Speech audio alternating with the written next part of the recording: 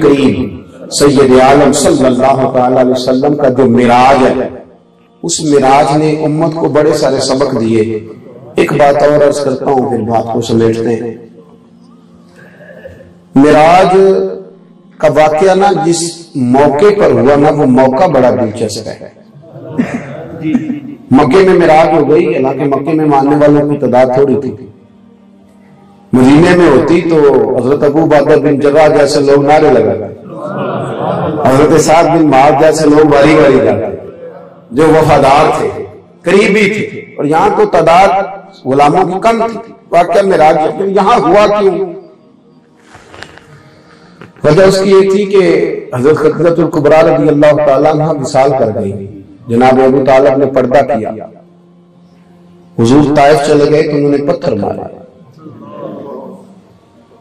مکے والے مانتے نہیں، قلب اطہر رنجیدہ ہوا، سرکار رات کو سوئے تو رو کے سوئے، تو رب کریم نے فرمایا محبوب غم نہ کریں، آپ میرے پاس آئیں۔ حضرت جبریل جب گئے نا تو جا کے انہوں نے جو لفظ کہیں حضور کی بارگاہ میں، عرض کرتے ہیں یا رسول اللہ چلیے، رب آپ کی ملاقات کا شوق فرماتا ہے، اللہ مشتاق۔ یہ دکھوں کو کبھی غلط نہ سمجھو، سکھی بندہ تو مکے جا کے نہیں روتا، یہ بہت سارے لوگ ہیں سونے کا چمچ لے کے پیدا ہوئے ہیں تو بے درد پیدا ہوئے، دنیا میں دکھ ہی نہیں دیکھا تو درد کہاں سے آئے؟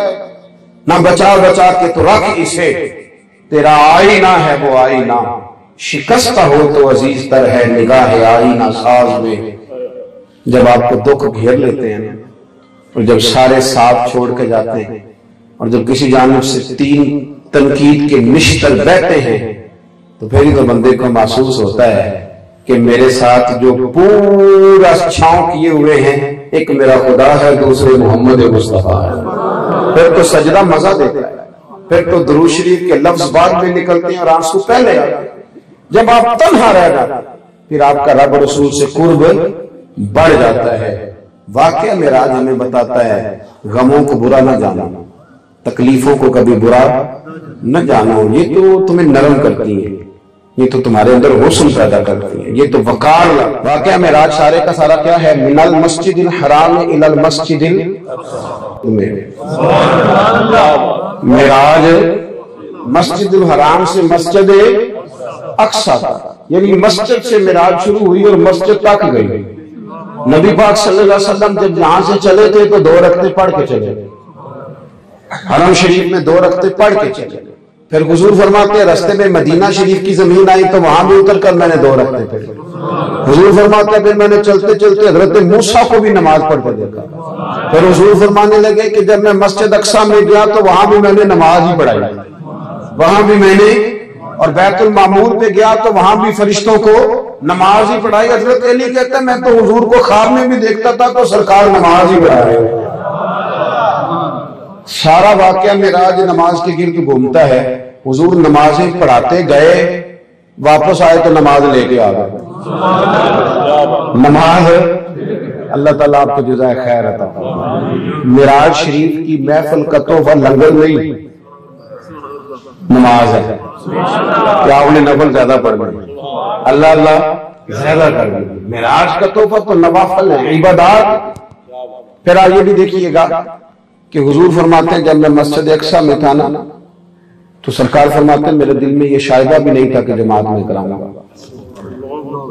حضور امام الانبیاء ہیں، یہ حضور بیان بھی کرتے ہیں، جانتے بھی ہیں، یہ سرکار اپنے اس منصب سے آگاہ ہیں کہ ضروری تو نہیں کہ ہر وقت بندہ آگے آگے جانے کی کوشش کرے۔ فرماتے ہیں میرے دل میں شائبہ بھی نہیں تھا کہ میں جماعت کراؤں گا۔ وہ تو اذان ہو گئی، اقامت ہو گئی تو جبریل امین نے بازو تھام کے کہا حضور نماز آپ نہیں پڑھانا، حالانکہ 1,24,000 کم و بیش نبی موجود تھے۔ نماز توجہ ہے میری بات پر؟ چلیں اب باتیں آ گئی ہیں تو کرنی تو پڑتی ہے نا، کرنے کے رہنے دیں، تھوڑی سی کڑوی ہے۔ مسجد کی امامت، اس کو بھی اب لوگ چھوٹا سا درجہ سمجھتے ہیں۔ کبھی پیر کامل صاحب امامت کرتے ہیں، سوال بھی پیدا ہوتا وہ کیسے کریں گے؟ یہ تو کرے گا کوئی مولوی بیچارہ چھوٹا سا، نماز پڑھائیں اور پیر صاحب وہ تھوڑی پڑھائیں گے وہ تو دعا کریں گے وہ بھی ان کی طبیعت مانے گے. کیا بات کرتے ہیں صاحب, ہم نے کچھ چیزوں کو درجہ ہلکا دے دیا. خدا سے ڈرے. رسول کائنات مصلی پہ تشریف رکھتے تھے ہمیشہ.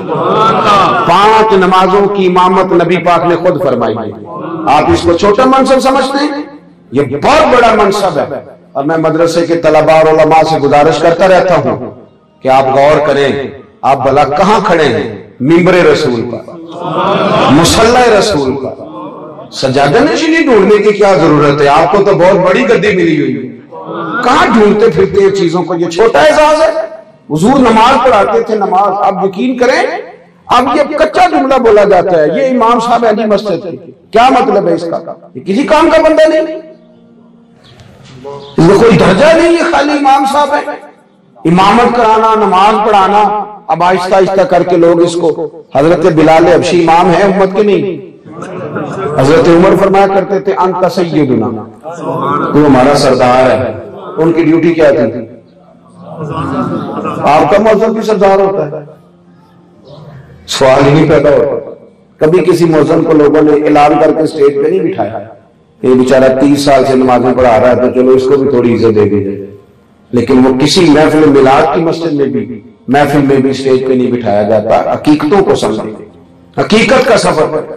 سرکار نے نماز پڑھائی. ایک بات اور بھی کر دوں, حضرت جبریل نے نبی پاک کو کھڑا کیا مصلی پہ, ہاتھ پکڑ پہ حضرت جبریل نے کھڑا کیا.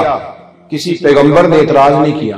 تو جنہیں جبریل کھڑا کریں, جب ان پر اعتراض نہیں تو جس ابو بکر صدیق کو خود رسول پاک کھڑا کریں, خود نبی کریم کھڑا کریں کہ حکم دو لوگوں ابو بکر کو کہ لوگوں کو نماز پڑھیں, اس پر اعتراض کا کیا معنی ہو؟ نبی پاک صلی اللہ علیہ وسلم فرماتے ہیں میں نے 2 رکعتوں کی نماز پڑھائی, اور جب نماز مکمل ہو گئی تو انبیاء کے خطاب شروع ہوئے. انبیاء کے, یہ بھی مجھے کہنا پڑے گا, خطاب کرنے والا مولوی ہوتا ہے, معرفت والا نہیں جی. حالانکہ سارے نبیوں نے خطاب کیا, خطاب کرنے والا یہ مولوی صاحب ہیں جی, یہ مولوی صاحب. سبحان اللہ. تو صوفی اور درویش کون ہوتا ہے؟ اس کو کوئی شے نہ آتی ہو, کس چکر میں آپ پڑے ہوئے؟ علم سے ہی تو معرفت آتی ہے. انما یخشی اللہ من عبادہ العلماء, اللہ کے بندوں میں سے ڈرتے بھی وہی ہیں اللہ سے جن کے پاس علم ہے. علم ہے وہ ڈرتے. تو سارے انبیاء نے خطاب کیا. یہ جو خطاب کرنا ہے نا, خطاب, یہ بہت بڑی معرفت کی بات ہے. اگر کوئی انسان حق بیان کرنے کا عادی ہو, اور حضور اکثر مواقع پر تقریر فرمایا کرتے تھے, یہ بہت بڑی عبادت ہے. اگر اسے اس درجے میں سمجھا جائے اور کرنے والا اس ذوق سے کرے. ہر نبی نے خطاب کیا, اور جو اللہ نے انہیں شانیں دی تھی اظہار تشکر کے طور پر, تحدیث نعمت کے طور پر بیان کیا. حضرت آدم فرمانے لگے اللہ کا شکر ہے جس نے مجھے سارے انسانوں کا باپ بنایا. حضرت ابراہیم فرمانے لگے اس کا کرم نہیں کہ مجھے اسے اپنا خلیل ہی بنا لیا. ہر نبی, حضرت موسیٰ کہنے لگے مجھے کلیم بنایا ہے, جناب عیسیٰ کہنے لگے روح بنایا ہے. ساری باتیں ختم ہو گئی تو خصوصی خطاب شروع ہوئی. اللہ کے رسول اب خطاب فرمائیں. تو حضور نے پہلا جملہ کہا تو حضرت ابراہیم کھڑے ہو گئے, کہنے لگے دیکھو بات ایک کی ہے اور سب پر نمبر لے گئے. سارے اپنی انفرادی اور ذاتی شانوں کا بیان کر رہے تھے, پر میرے رسول پاک نے جب بات کی تو صرف اپنی نہیں کی, صرف امت کی نہیں کی, بلکہ سارے عالمین کی بات کی. حضور فرمانے لگے الحمدللہ الذی ارسلنی رحمۃ للعالمین. فرمایا اس رب کا شکر ہے جس نے مجھے تمام جہانوں کے لیے رحمت بنا دیا. ایک بات اور بھی, حضور نے سارے انبیاء کی امامت فرمائی. مسلمان نہ تھوڑا تھوڑا روب کا شکار ہے, روب کا. یہ بڑی کچی پکی تعریفیں کرتے ہیں یورپ کی, امریکہ کی, فلانے کی. بڑی شاندار سڑکیں ہیں, بڑی شاندار سڑکیں ہیں برطانیہ کی, یورپ کی. تو میں کیا کرتا ہوں, سڑکیں بڑی شاندار ہیں, ٹھیک ہے, ہماری ٹوٹی ہوئی ہیں, اور یہ تو اللہ کا فضل ہے نا کہ جس جگہ دل کرے بریک لگا لے. ہر پیٹرول پمپ پہ مسجد بنی ہوئی ہے, بنی ہوئی ہے کہ نہیں بنی ہوئی؟ اس کا کیوں نہیں ذکر کرتے؟ ہر پیٹرول پمپ پہ مسجد. وضو کا اہتمام ہے، پاکیزگی کا بندوبست ہے، آپ صفائی کریں، وضو کریں، نماز پڑھیں ہر گھر. یہ بھی سہولت ہے جو عورت میں. آپ کو پکی سڑکیں نظر آتی ہیں، شاندار ڈیولپمنٹ نظر آتی ہے، پر عبادت کرنے کو جگہ تو نہیں نا نظر آتی. یہاں ہر روڈ پہ آپ کے لیے آسانی ہے. سرکار نے امامت کی سارے انبیاء کی اور امت کو بتایا کہ تم نے لوگوں کے روڈ کے نیچے نہیں آنا. یہودی آئے تو تمہیں لتاڑ جائے، عیسائی آئے تو تمہیں لتاڑ جائے، بدھ مت آئے تو تم اس کے پیچھے پیچھے بھاگتے پھرو. نہ، تم اس معبود کے ماننے والے ہو جو دنیا میں امامت کرنے کے لیے آئے. اور کنتم خیر امت اخرجت للناس، تم بہترین امت ہو، تمہیں لوگوں کے نفع کے لیے بنایا گیا. تم نے امامت کرنی ہے. امامت یہ روگ سے نکل ہے. یہ بعض مذہبی لوگ بھی نا بیچارے بلا وجہ روگ کا شکار ہو، بلا وجہ. آپ جب امامہ باندھ لیتے ہیں نا، داڑھی آپ کی پوری ہوتی ہے، تو میں اکثر گزارش کرتا ہوں، میں کہتا ہوں کہ یہ بیوٹی پارلر سے کوئی نوجوان تیار ہو کے آئے تو لوگ اس کو کہتے ہیں کہ کتنے پیارے لگ رہے ہو، بڑے خوبصورت ہو. لیکن اگر وہ بندہ داڑھی رکھ لے، پگڑی باندھ لے، تو تعریف پھر بھی ہوتی ہے اور جملوں میں حسن ہوتا ہے. اب لوگ یہ نہیں کہتے بڑے سونے لگ رہے ہو، اب لوگ کہتے ہیں کتنا نورانی چہرہ ہے. تعریف اب بھی ہوئی، پر دیکھیں تعریف کے اندر وقار کتنا بڑھ گیا، کتنا نورانی چہرہ ہے. میرے عزیز بھائی، مذہبی لوگ نا، میں نے دیکھا ہے اکثر کسی، یہ ہمارے نعت خواں حضرات بھی اور بھی کئی، اللہ ماشاءاللہ، ولیمے پہ جائیں گے تو پینٹ کوٹ پہن لیں گے. کیا ضرورت ہے آپ کو؟ کیا ضرورت ہے؟ آپ اپنے اصل لباس میں رہیں. ویسے بھی عشق موسمی نہیں ہوتا، وہ کچا رنگ للاری والا جڑا چڑھدا لیندا رہندا. اے تے عشق تیرے دا رنگ محمد چڑھ جائے پھر نہیں لیندا. یہ کچا پکا کام کیوں کرتے ہیں؟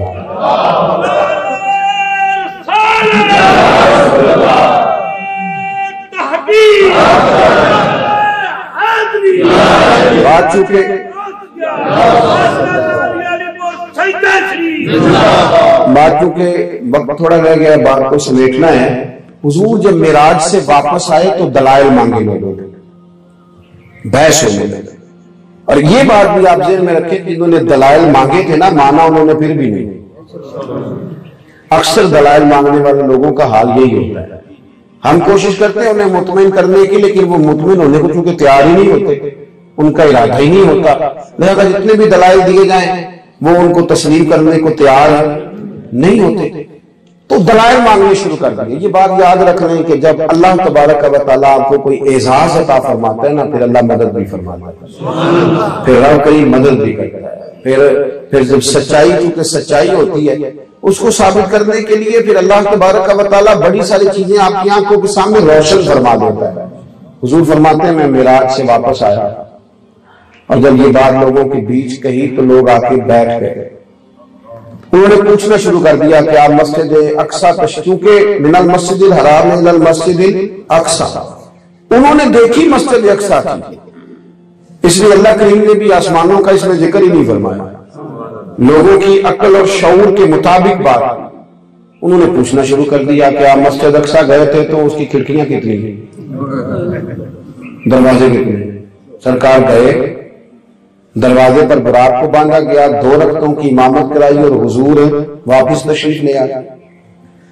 اب میں یہاں آیا ہوں تو آپ مجھ سے کل پوچھیں کہ مزار شریف پہ آپ گئے تھے تو کھڑکیاں کتنی ہیں، دروازے کتنے ہیں، بزرگوں کے لوہے مزار پہ کیا لکھا ہوا ہے، تو میں تو نہیں بتا سکتا. یہ کہ فاتحہ پڑھی ہو. آ گئے، پوچھنے لگے اے محبوب علیہ السلام آپ تشریف لے گئے تھے تو مسجد اقصی کے دروازے کتنے، کھڑکیاں کتنی؟ حضور سید عالم صلی اللہ تعالی علیہ وسلم اگر براق پہ بیٹھ کے جا رہے ہیں اور جہاں نظر جائے وہاں براق کا قدم جائے، تو سرکار وہاں بھی فرماتے ہیں کہ میں نے نیچے نظر کی تو حضرت موسیٰ کو قبر میں نماز پڑھتے ہوئے دیکھا. حضور یہاں سے بیٹھ کر بھی بتا سکتے تھے کہ مسجد اقصی کی کھڑکیاں کتنی ہیں، دروازے کتنے ہیں اور کون کون سی سمت کیا کیا چیز ہے.